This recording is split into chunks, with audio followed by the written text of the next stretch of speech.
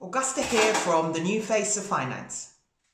Today I'm joined by my husband, Nicholas. Hello everybody. Energy. Energy, gosh. So we are making this video today because we're one of the few couples who actually managed to get married in 2020. We've been seeing loads of news reports with people who had weddings planned into wedding season, March, April, May, June, July, August. And most of these weddings have had to be cancelled because no one knows when we're going to be leaving lockdown.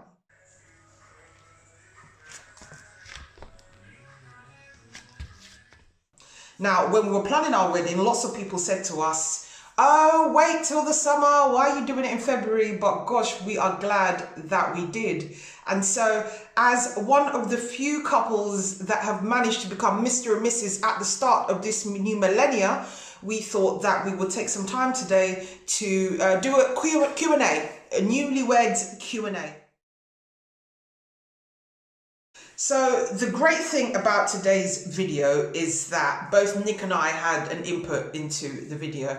I had some questions prepared and Nick looked at them and just basically said, look, I think that we're going to be able to provide more meaning to our viewers if we were to look at some of the questions that we were asking each other during the course of our marriage course. So before we were married, we did an online Christian marriage course.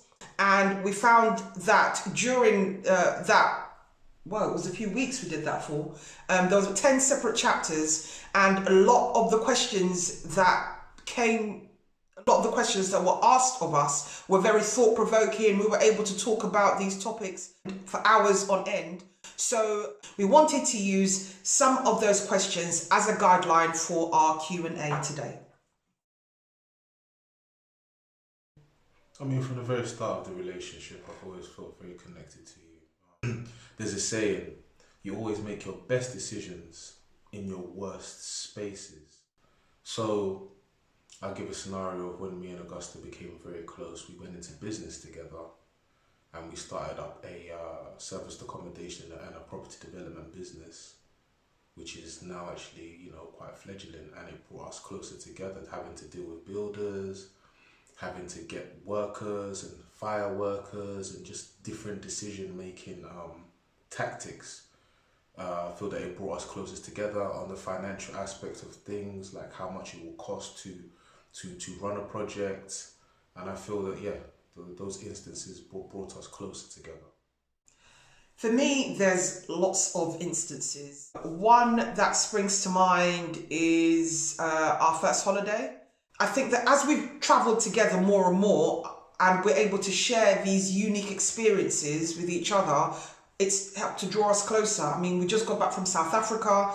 That was definitely a very growth, inspiring trip abroad. It was supposed to be our honeymoon, and obviously we got caught in the COVID crisis. But during that time, we had this shared vision of the world that nobody else that we knew had. And it meant that over the course of those few weeks, there were so many discussions that we had about how we wanted the direction of our lives to go. And I definitely felt closer as a result of that trip.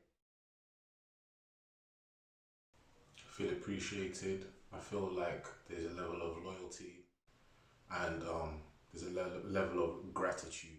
And, there's a saying, it's important to have an attitude of gratitude. And for some people, unfortunately, you don't appreciate what you got until it's gone. So when a person feels praised, it overcomes that kind of ideology of not being appreciated, that you appreciate the person that you're with. So it feels healthy when you praise me. It feels healthy. It feels like it's a healthy unionship and a healthy bond. That's how I feel. Okay, so I would definitely second that, and I feel good when you, Nick, when you recognise, the work that I do for us, for our businesses, for our relationship, in our home life. It does make me feel like you are paying attention, and it makes me want to do more of those things. So I do think praise is something that's definitely important, something that's definitely healthy for a successful relationship. Okay then. So the areas that I need to work on in being a better communicator is, first of all, understanding that everybody's different. Some people are more sensitive than myself. Augusta is different from me. We're two different people, and opposites attract. And sometimes when you're close with somebody and you spend a lot of time with somebody and you're running businesses with somebody, you have things called systems and processes, and it's challenging to be consistent, and sometimes it's challenging to fit in those differences into those systematic systems and processes. So for me to be a better communicator, I have to constantly remind myself that I am a man and she is a woman, and that we're different people. There's things that I might say that I might see a certain way, that she might say that I see another say. For some people it's tomato, for some people it's tomato. Those are the challenges of communication. One thing might mean one thing to one person, and one thing might mean another thing to another person. So it's just all about understanding that that person just isn't you, and you have to be other-centered. Instead of being self-centered, you have to be other-centered. As in, you have to get into their ego. I have to get into her ego and out of my ego. And I feel that's something to work on, because I can have a bit of an ego, and it does come out. So that's something to work on. Okay, well, I think I'm a great communicator. But no, in all seriousness, in terms of my communication style with Nick, I do try and be totally clear. But what women, as women, anyone watching this will know, sometimes you might be annoyed about one thing, and then you roll it up with another thing, and all of a sudden, like, you're connecting all these things that really shouldn't be connected. And I think Nick's actually been really great. Be with him, because if he's got a problem, he doesn't hold it in. He definitely comes out and he communicates and says, look, I don't like this, and we deal with it there and then. And I think that's something that has really helped our relationship, and I feel like I definitely need to be able to do more of that. I probably need to hold less in. I mean, for me, it's one thing that a very wise philanthropist said the other day. It's all about praying to God for the things that you want, rather than praying to God about the things that you don't want to happen. So for me, I need to spend more time talking to God about what I actually want to happen in this marriage, what I want in this relationship, what I want in my life, my health, my business. And I feel that that's something that I'm going to be working on, definitely, is talking to God and having faith for the things that I want to manifest and receive, rather than praying to God and talking to God about the things that I fear and the things that I do not want to happen. I feel that's better communication, because that shows faith. When we say that God is the greatest, we understand that we have that faith. So if God is the greatest, ask and you shall receive. Yeah, so obviously our relationship, our marriage is grounded in Christian faith. Now, it's quite interesting because we didn't actually get married in a church. We did a registry a few days before, and then on the actual Saturday, 22/02/2020, we had a big wedding party in a really stunning boutique hotel where we live and where we do business in Margate. And the first part of the celebration was presided over by a Catholic priest who's a very good friend of ours, Father Bill. He's married to a really lovely lady called Caroline, and we have great affiliations with the church. We help in various ways with the church, and so Father Bill was amazing. He came along and he led us in prayer. So a lot of people will go and they'll go get married in a church because they believe that, this is proof that we're Christians.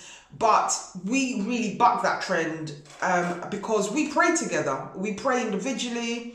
And so for us, there's a saying in the Bible, where 2 or 3 are gathered, God is present. And so we follow that. We follow that wherever we go in the way that we deal with life. In terms of how I feel I can be a better communicator with God, I feel that although I give gratitude every day, I pray every day, I believe that sometimes my mind is a little bit unfocused during those times of prayer, and I want to work hard to stay more focused in those times of prayer. And I think it's all very well when things are going in life and you're thinking, oh my gosh, if only this was this, and if only this was this way and that was this way, then I'd be happier. And that's not true. I think that you have to find happiness in self. You have to find happiness in gratitude on what you already have in life. And I believe that having that gratitude and constantly being present in prayer and connecting with God and saying, God, whatever your will be, I accept, will lead you to much better results and happiness in life. The areas that I find most important for sharing responsibility is finances. Second of all, health. What we eat, the take-in, your diet, what goes in the fridge, what comes out of the fridge, the supplements. Third of all, bills. We run businesses together, so that comes out of businesses. So we pay bills through the businesses. Those are areas that I think are very important for sharing with you. Yes, so I personally think that the vast majority of our life and the decisions that we make, we should kind of share with each other. Obviously, we have two businesses that we work on together. There is my brokerage business, but I believe that your influence in that business is important to its overall success, given that it's part of our suite of businesses. So I think it's important that we make major business decisions together. I agree, finances is really important, including paying bills. We have joint finances, you know, we have done for quite a long time, especially now that we're married, because we generate income together. And so definitely, and absolutely health. Not just what we eat, but also like exercise. Nick's amazing. He's very good with working out daily, and that's created a discipline in me, which means that, you know, I know that every day he's going to get up and work out, and I've been able to have that same discipline. And I think that's an amazing influence. And I think we should always kind of positively influence each other. And the way that we're going to do that is being open and transparent about the big decisions in our lives.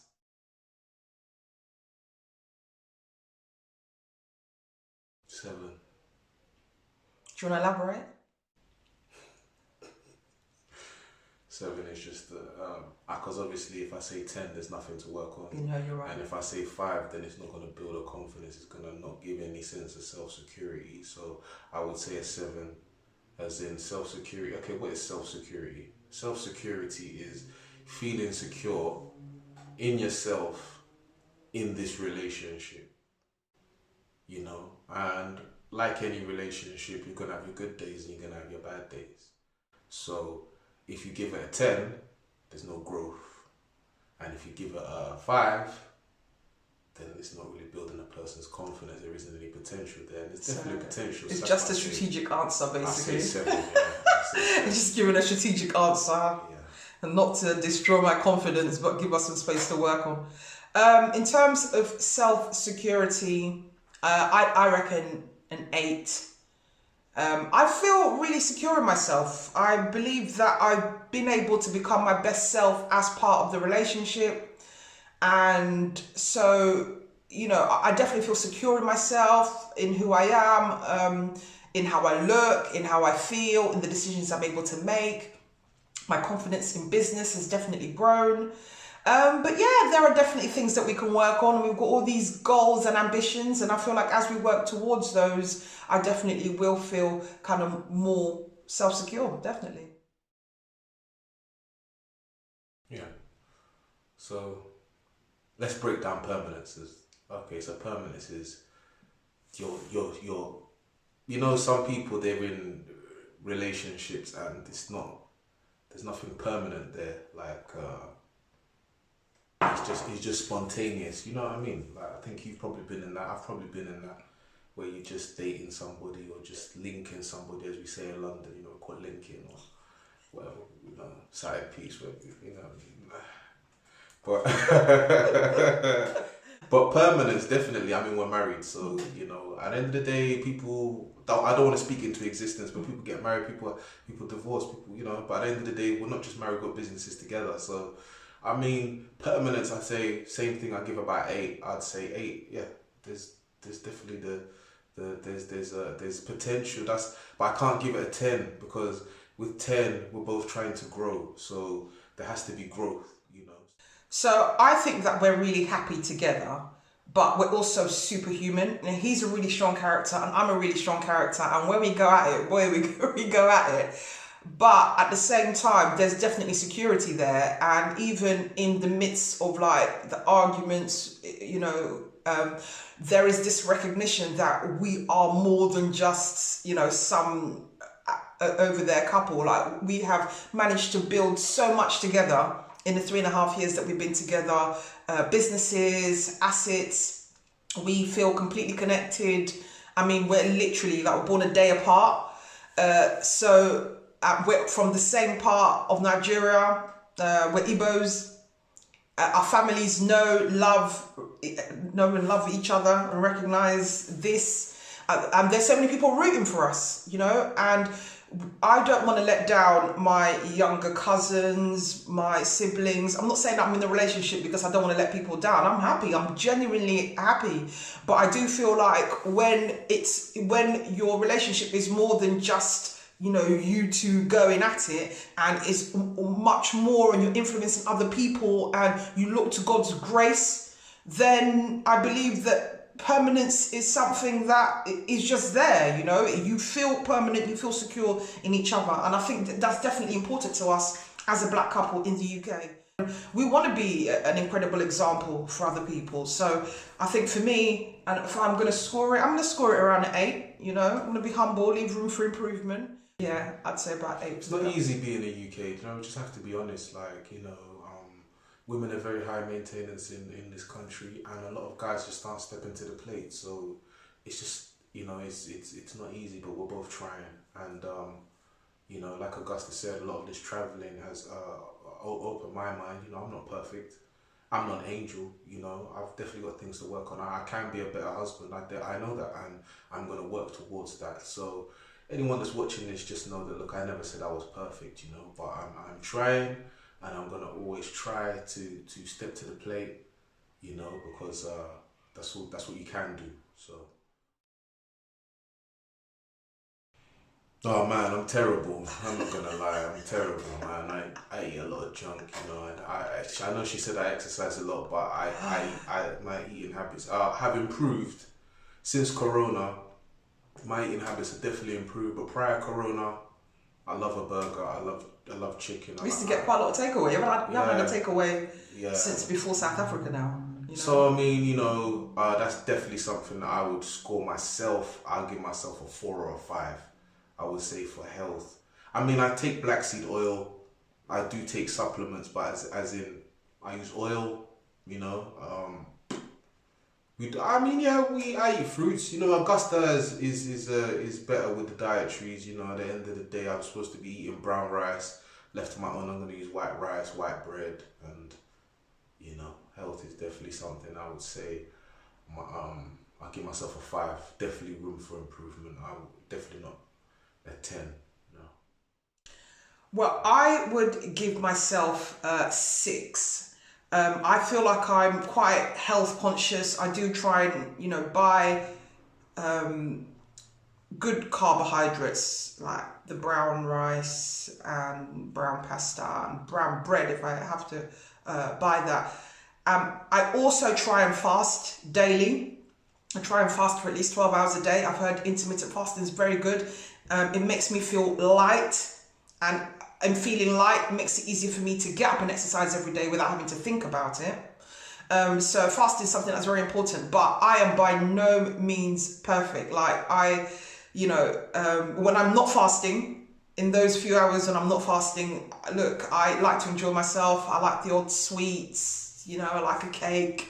Got a tub of honeycomb ice cream in the freezer, which I'll probably eat over 3 or 4 sittings. So I think that's something I think we're conscious that we definitely want to work on. I think one of the biggest challenges about eating healthy is understanding what your goals are. And the thing is, I think we both would love to lose some weight, but at the same time, I think we're both a bit vain and kind of love each other, and we love the way that we both look. So it's not like it's massively urgent, firstly. And also, secondly, I think you need to be in the position to have kind of certain disciplines around you. So maybe having a nutritionist would help with this. It's someone who would hold us accountable and have more discipline.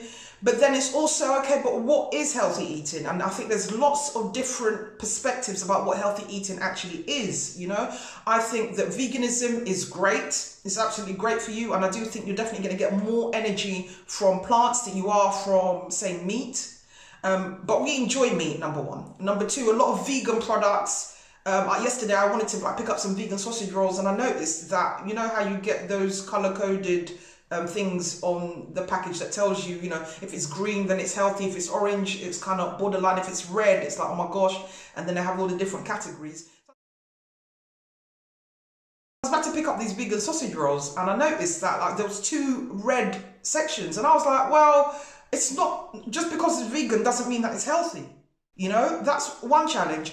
Also, I was watching a documentary yesterday, and a doctor suggested that there are certain things that we need that vegetables don't provide. So, for example, if you have constant toothache, there are studies that show that you can probably fix your teeth through healthy eating. And so healthy eating would be eating foods that are high in collagen, such as cow foot. There is no vegetable that provides collagen. So you'd have to go and get additional collagen supplements. So I think that it is about education right now. And it's about us doing research and having discussions about what we think healthy eating is, and thinking what would work for us in terms of our goals for health. So yeah, definitely a 6 for me. Definitely room for improvement. I like having room for improvement. I think life is about learning and growth. So I'm okay with that. Yeah, the relationship. We're recording, isn't it? Yeah. So you're asking me? Yeah. Entertainment. I mean, we entertain each other, so I'd score that quite high. No, I'll give it a 7. I'll say 7, 8. Yeah. Definitely. Yeah, I think Nick is definitely very entertaining. No. I'm not really that entertaining. I mean, you know, entertainment is in a relationship is how do you feel entertained? And I'm saying from me to you, from you to me, I feel like you entertain me, you know. I'll say give it about 7 or 8. Like, we do things, we travel, we do business, we come up with processes, we we go for seminars, we go to property meets, you know, we go out, we hang out, and we enjoy each other's company and space in our properties, you know, and it's very entertaining.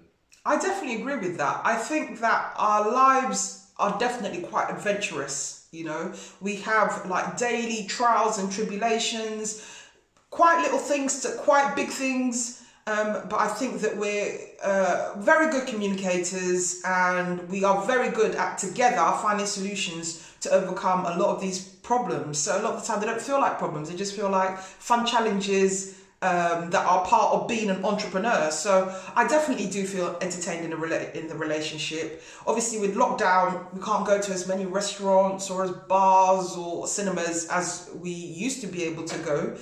So we've had to find creative ways to be together and, you know, have the date nights and so on. What's that? Fight nights. Fight club over here.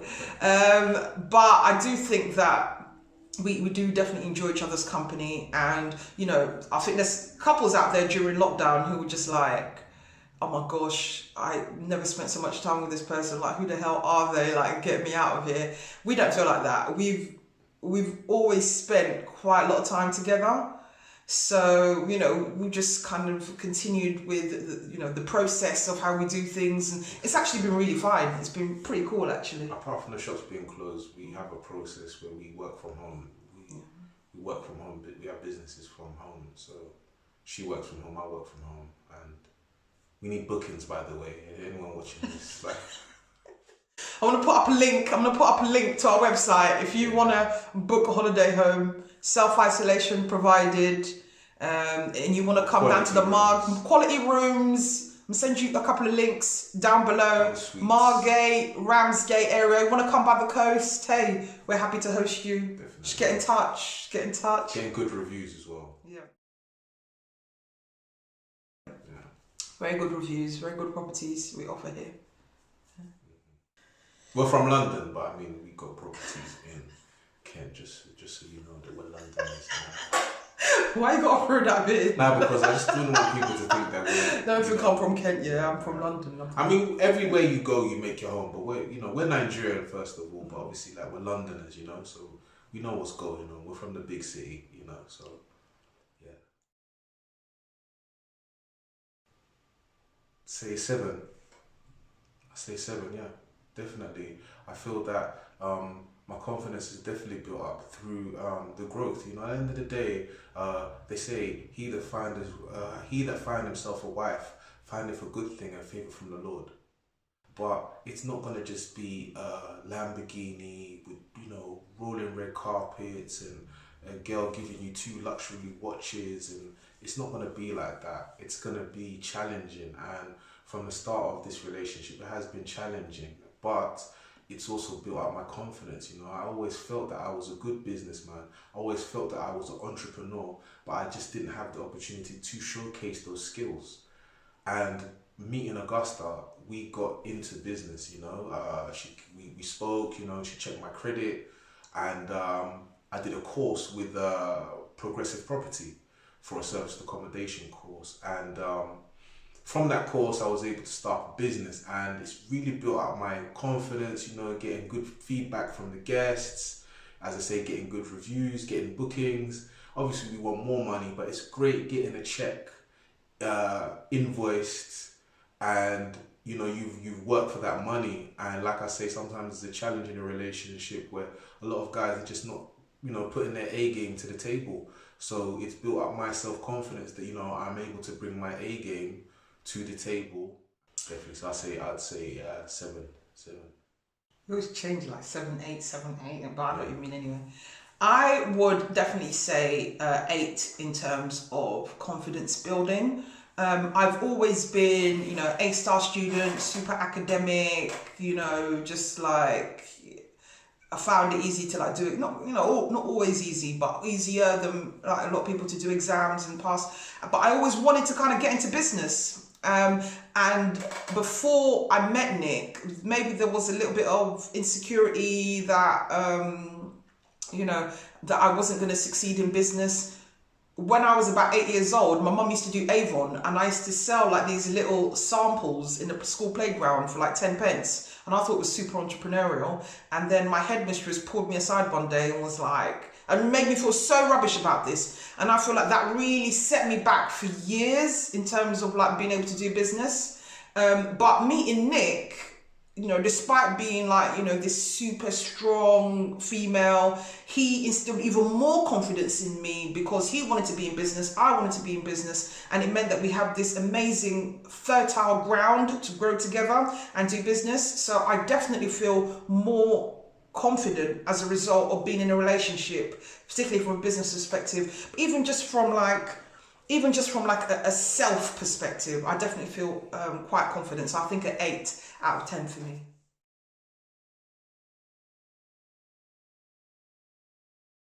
Definitely, it's full.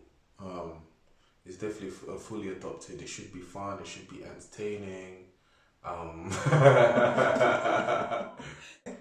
Yeah. So I mean, I try. She tries.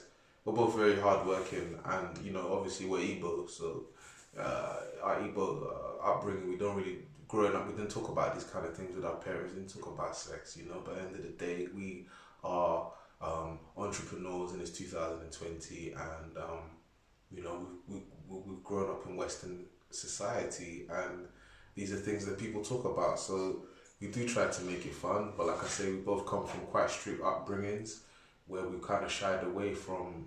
I don't know about Augusta. I think your mum's quite modern, but definitely my mum. This is not something that I could talk about with her. So look, when I was a teenager, there was no way on earth I could talk about sex with my mum. But as I grew older, got into my 20s and into my 30s, you know, it was clear I was sexually active. So, you know, it's not like I talk to mom about positions or anything, but, you know, we have certain conversations about sex and the implication of sex and what it means, you know, as part of a relationship. So yeah, definitely, I feel that sex should be fun. We try and make sex fun. I think it's an important part of relationship, an important part of a healthy relationship. So definitely, it should be fun. Yeah, so I've jumped in there. I say that they do say that it's not unhealthy to go without 3 weeks.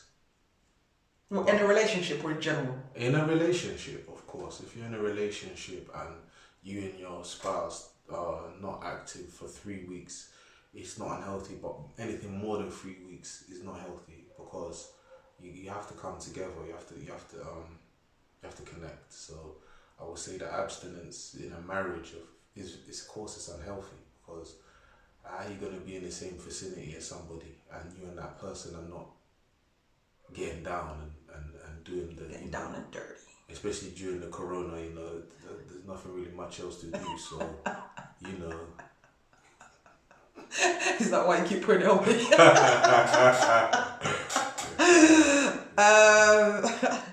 Yeah, I think in the context of a relationship, unless of course you've entered into this relationship agreed that, you know, you're both asexual when you're not intersex or whatever. But if you are into a relationship and you both admit that you are sexual beings, then definitely abstinence within a relationship is very unhealthy. Outside of a relationship, that's a different topic. I don't think that sexual abstinence is unhealthy if you're not in a relationship. I think it's quite a healthy thing, if I'm honest with you. And I think you should be fussy about who you jump into bed with. It will pay long-term dividends. Don't rush into bed. If you're not married, then you shouldn't be having sex anyway. Or at least, in the very least, in a long-term committed relationship, you shouldn't really be. Because it's a sin. You know, we took the steps of marriage so that we can talk about conversations like this and no one can judge us. God can't judge us because we are. Well, God can judge us, but God is the only people that can. We're not sinning. God is the only person that can judge us. When we have sex, we're not fornicating. Yeah. Because we're married. So. Well, you know, each to their own. It's not okay. And even when I did do it, I never felt good about it. You know, I always felt like God was watching me, and that was, I never felt good about it. You know, and it just felt like sin. It just felt like temptation. And I think the problem with premarital sex is that it leads to a variety of consequences that I don't think people always think through before it happens. And if you're not able to deal with those consequences, that's where the challenges can really start. And so I think, you know, I'm not going to sit here and be like, oh, don't have sex before you get married. Of course, the healthiest thing to do, not outside of religion, just from a mental health perspective, it's best to be married before you have sex. It's so much easier. You know, and I definitely feel like after Nick and I got married, you know, I definitely felt a lot better about, you know, having sex. And so I'm not going to sit here and be like, oh, don't have sex before you get married. That would just be, for me, way too hypocritical. But I do think that there are a lot of consequences when it comes to premarital sex that I don't feel like people are ready for before they go and do that. And it can end up being quite damaging to self. So I think it's definitely. I don't agree. I will tell you, you shouldn't be having sex before you're married because you are. You could be ruining that special somebody because you've got a soul tie. Because obviously, when you're having sex, you can develop soul ties, and if you're not checking who that you are sleeping with, you could be developing a soul tie with someone you don't know. And our whole purpose is to stop people making the mistakes that we have made, because we have made some mistakes, but it's just, you know, God's grace that we've been able to find each other. But if I could go back into time, I wouldn't have. I would have rather saved myself and not, you know, because sometimes when you hurt, you might meet the right person and you'll ruin it because you're still harboring from a connection that you shouldn't have had. So I can't sit here and say that you should do it. You shouldn't. It's wrong. It's sinful, guys. And God is watching us. So you put yourself away. You keep your goodies to yourself. All you young ladies there, you keep your goodies to yourself, and you wait till you find the right person. Exactly. Well, I think this is a much bigger discussion than we have time for in this video. And I think if you want to hear more about these views, or you want to have an extended conversation, then definitely just leave your comments. Leave your comments below. I'm 50-50. On one hand, it's an amazing idea. On the other hand, it's a bad idea, because there's a saying, business before friendship. So if you're getting into business with somebody, you got to know that that person is actually good for business, because a relationship and a business is not the same. Because some people work well. Let's say, for example, work experience that you've had staff members that you get along great in the office, but once the office is closed, like, there's nothing similar there whatsoever. So that's why I'm 50-50. Like, it's a good idea, but at the same time, it's a bad idea if that person isn't good at business. The blessing between Augusta and I is we're both good at business in different ways. She is extremely analytical, qualified, intellectual, sharp as they come when it comes to numbers. Like, she's so intelligent in that aspect. And I myself, you know, I'm hands-on, I'm aggressive, and I'm consistent with my aggressive nature, and I understand systems and processes. So with the combination of the two, that's how we've been able to work together in business. But let's say if you are a person where you're not like Augusta, where you're super smart, super analytical, and you're doing business as someone that's not like myself, where they're good at systems, consistent, aggressive, and able to kind of like handle the heavy baggage of day-to-day business, then obviously the business isn't going to work out. And, you know, sometimes it can get out of hand, and, you know, sometimes people can fall out. This is the realities of business. You know, people try and fail in business. So that's why I would say, on one hand, yes, on the other hand, no.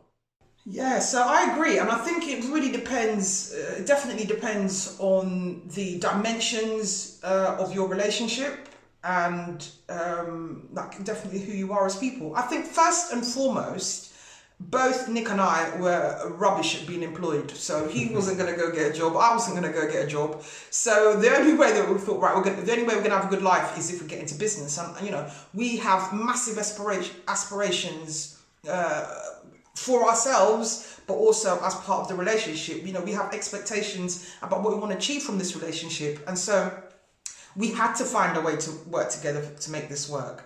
And, you know, there was quite a lot of trial and error. There were things that we did that it just didn't quite work out. But I think we persevered and really had to be honest with ourselves about kind of what works. And, you know, Nick is absolutely right. You know, I'm get the computer out. I'll sit on the phone all day. I'll do my business over the phone. And I like analysis. And I miss attention to detail. I think that the devil's in the details, so I care about, you know, those little tiny bits there. And Nick is Mr. Get his hands dirty. You know, if someone needs to be thrown out of a property, he's the guy. You know. You know, when it comes to having meetings, I drag him into meetings. Like, you know, he's a very, I think Father Bill said it amazing in our wedding when he was like, you know, Augusta does so many things for the church, but Nick is her strength. You know, he's there and he's definitely, you know, the strength. And he is like kind of this kind of silent assassin. You know, he will just have a look at everything. And he might not be saying anything, but he's picking up on tiny nuances about people's behaviours and things that they're saying. And all of these things, because, you know, when I'm busy looking at the numbers and analysing and coming up with all these, you know, crazy ideas, he's the one that's there just like, hey, look, be careful about that, or watch out for that. And that has been amazing. That has been totally invaluable in us getting to where we are right now. You know, so I think you have to understand who you are as an individual, but also understand your relationship. If you're both people who just want to have jobs and you just want to be employed and go earn 50 or 80k a year, don't get into business with each other. Don't fool each other. But if you are serious entrepreneurs, then, you know, own that, but also understand the best ways to work together. Now, for me, I'm grateful for everything that Augusta said. But, you know, obviously, let's be honest about why we're doing this. Like, we're in a pandemic, you know, we've all been affected by COVID-19. But look, the world is changing. And in this lockdown, I feel that I still want to be an assassin, but not a silent assassin. It's like it's a time for us to communicate, you know, forgive, you know, and move forward. So that's really, I'm still an assassin, but I'm no longer going to be the silent assassin. It's a time for us to come together. You know, people are going through a lot right now, and this is a global issue, guys. This isn't just something that's going on in UK. Like right now, across the whole world, we're all been affected by this COVID-19, and we need to take this time out to build ourselves, not to sit back, because we are going to get out of this. But we want you to be on the same side of us, like us, which is we want to come out of this corona as a better couple. We're all facing, we've all been affected by this. Right now, I just pray to God for all the nurses. I know that her mother is working in the NHS. We've got relatives in the NHS, and I just pray for their health. And I'm so grateful that they're doing those things, you know, being out there saving people's lives, man. And those are the people that we have to really be grateful for. There's people out there that have worked throughout this whole pandemic and risked their health. And we need to be giving those people gratitude. Also, Father Bill and his wonderful wife for doing these webinars and keeping the church together. They're holding mass via Zoom. We're not perfect people, just so I want to put that out there. But in this relationship, we forgive and we grow and we develop. I believe that's what anyone in a relationship should do. Your partner, your spouse, your husband, your wife is just never going to be perfect. But there could be permanence there. But just know that it's all about growth and development, you know. So we've done wrong in our past, but we want to come out of this COVID-19 a stronger couple, stronger entrepreneurs, stronger for our families, and most of all, stronger faith in God. I know not everybody watching this is a Christian. This is not about me pushing my Christian views on anybody, but I just want us to get through this together, because as you can see, right, we're not the only people on lockdown. The positive thing about this COVID-19, which has opened my eyes, is we've all been affected by this, both black, white, Jewish, Muslim, Hindu, Hindi, gay, straight, lesbian. We've all been affected by this lockdown. So thank you all so much for watching. I hope that this has been a useful session for everyone that's watched the video. We're grateful to God for our health. We pray that it continues. We get through this crisis. Please do subscribe to see more videos like this. We're going to be talking much more about entrepreneurialism, growth and development during this period and beyond. You're going to be watching our journey as we become better versions of ourselves, both in a relationship but also entrepreneurially. Like, share, comment below. We'll see you on the next video.